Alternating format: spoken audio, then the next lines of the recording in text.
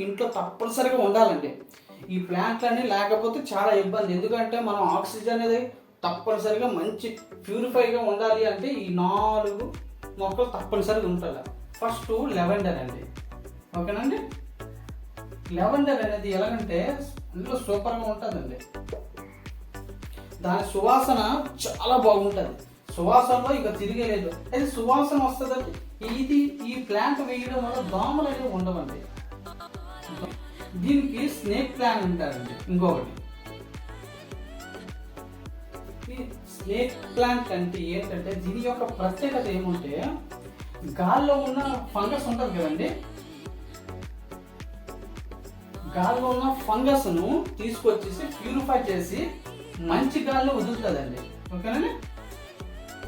మూడోది అలోవెరా అండి.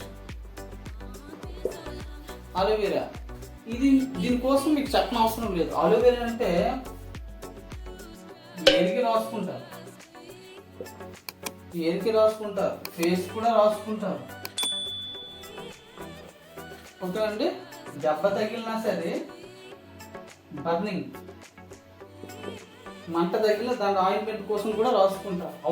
దివ్య ఔషధం అంటారు. అలోవెరా తప్పనిసరిగా ఇంట్లో ఉండాలండి, ఉంచుకోండి, చాలా మంచిది కూడా, ఓకేనండి. మూడోది సైబర్ ప్లాంట్ అండి.